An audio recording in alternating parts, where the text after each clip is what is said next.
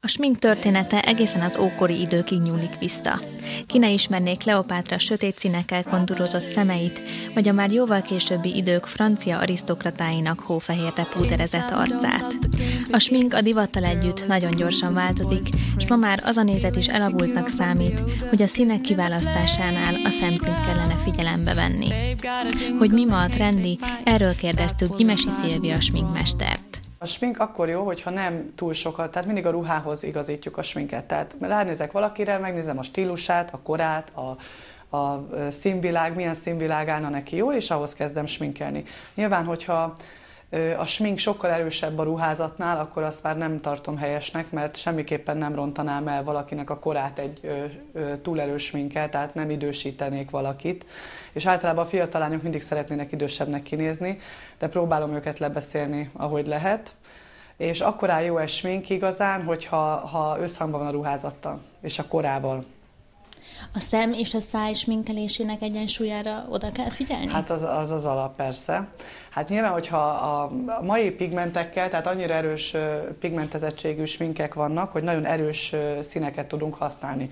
Ha erős színt használunk, és mondjuk alkalmi sminknél is műszempilla esetleg felkerül, vagy tehát 100%-os figyelmet adunk a szemnek, akkor semmiképpen nem raknék erős szájat, hiszen egy külsősnek nem tudja hova nézzen. Tehát nézem a szemedet, a szádat, és nem egyértelmű, hogy mi a szebb.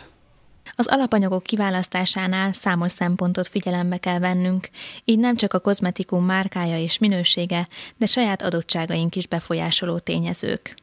Éppen ezért nagyon fontos, hogy szakembertől kérjünk tanácsot. A bőrtípus egy nagyon fontos szempont, hiszen egy olajos bőrhöz nyilván egy olajtartalmú alapozó nem ajánlatos, mert teljesen át fog izzadni a bőr. Valamint, ha valakinek T-zónája van, nyilván mindig a T-zónában ugye az a homlok, az orr, az áll részt, azt ajánlatos mattosítani, hogy ne legyen túl fényes a bőr. Viszont egy fiataloknál nyilván, mikor hidratált a bőr, akkor lehet száraz, vagy porállagú alapozó, vagy púder. Ha érettebb a bőr és hidratálás kell neki, akkor pedig folyékony alapozót használunk. Melyek az alaplépések egy sminknél? Hát külön választanám a fiatal bőrt és az érett bőrt. A fiatal bőrnél nyilván, mivel hogy alapban is hidratált a bőr, nem kell aláhidratálni annyira, nem kell annyira korrektorokat használni, tehát semmiképpen nem masszerűen akarom a sminket felépíteni, de viszont egy érett bőrnél már igen alá kell hidratálnunk, hiszen vízhiányos vagy zsírhiányos lehet a bőr, akkor ha valakinek tág a pólusa, akkor ugye egy fényvisszaverő hatással megpróbálom eltüntetni. 35-40 év fölött ugye már korrektorozunk, hiszen már sajnos a szem alatt már lehetnek táskák vagy kis ráncok, még nem muszáj, hogy ráncok legyenek, elég egy kis beülés vagy nyomatos bőrnél is már máshogy kell. Egy érett bőrnél például nem használunk fényes pigmenteket semmiképpen, tehát ilyen gyöngyházszínűeket, meg kiemelik és beülnek a ráncokba, viszont a fiataloknál nincsen szabály, tehát ott bármi lehet, bármeddig elmehetünk. A jó smink elkészítéséhez az alaplépéseken túl tisztában kell lennünk a mozzanatok sorrendjével is, hiszen nem mindegy például, hogy a pirosítót vagy az alapozót alkalmazzuk-e először. Egy átlagembernek vagy egy hétköznapi nőnek otthon úgy ajánlanám, hogy a szemét sminkelje ki, a lepotyogó felesleges port törölje le, és úgy alapozzon és pirosítson. És a legvégén a spirál. És a pirosításnál milyen szabályok vannak? A pirosításnál most ez is a mai világban úgymond már nem is annyira pirosítunk, inkább bronzosítunk, egészséges szint adunk a bőrnek. Tehát, hogyha mondjuk vesszük ezeket a trendi sminkeket, mikor az a lényeg, hogy nagyon élesen határos pirosítót, vagy pinket, vagy volt ez a pin-up girl-ök, vagy a Barbie sminkek, mikor ilyen nagyon rózsaszínű csíkokat látunk az arcokon, az a trendi, az inkább ilyen magazinokban elfogadott smink.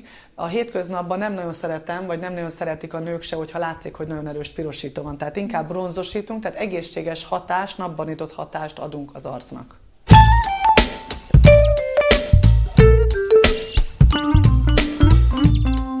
Először is a bőrt hidratálni fogom. Tehát mindenképpen egy hidratáló réteggel vonom be a bőrt, hogy szebbnek tűnjön, és ne üljön be annyira az alapozó. A bőrtípushoz megfelelő alapozót fogom választani, és a tónusra is figyelek, hiszen nem lehet sötétebb, se világosabb az alapozó jóval. Vannak ilyen alapozó ecsetek most már, mert nagyon szépen el lehet dolgozni az arc körül az alapozót. És ilyenkor, hogyha egy árnyalattal világosabb vagy sötétebb, az se gond, mert teljesen be tudjuk dolgozni, masszírozni a bőrbe.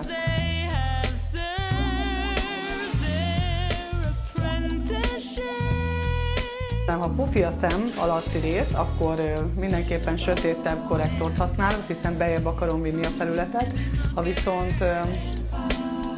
karikás a szem, vagy pedig mélyen ülő a szem, akkor világosabb korrektorokat használunk, azzal emeljük kijebb a térből.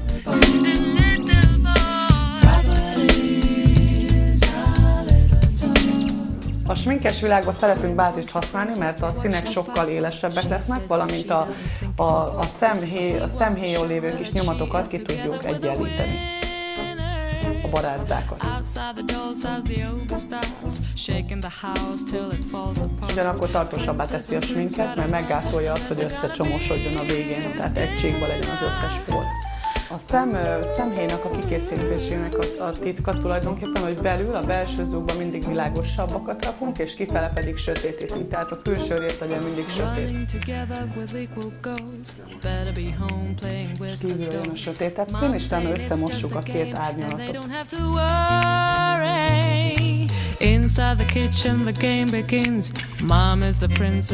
Akkor most a szemöldököt átrajzolom, vagy átmegyek rajta porral.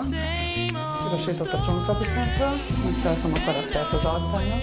Kis fénnyel feldobom, kinyitom a szemet a szemhéj alatt. Jöhet a spirál. Valaki teheti lentről fölfele spirálózzon, mert akkor már meg is van a kis íve a szempillának, és nem kell külön szempilla göndörítőt használni. Természetes szépségeknél semmiképpen nem használnék sötétebb rúst, hiszen a szemen annyira nagy figyelem van is, hogy biztos, hogy nem terelném a figyelmet a szájára.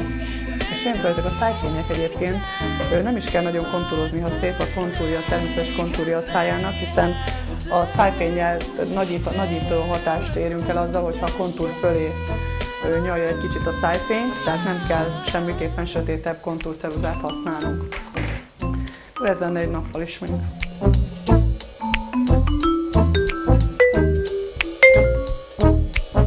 Akkor ebből csinálok egy alkalmit. Az egészet be fogom csillámozni, tehát most feltételezzük, hogy egy rózsaszín ruhába megy, műszempilla, szűrt fény, úgyhogy adunk neki egy fiatalos, nagyon vagány alkalmi sminket.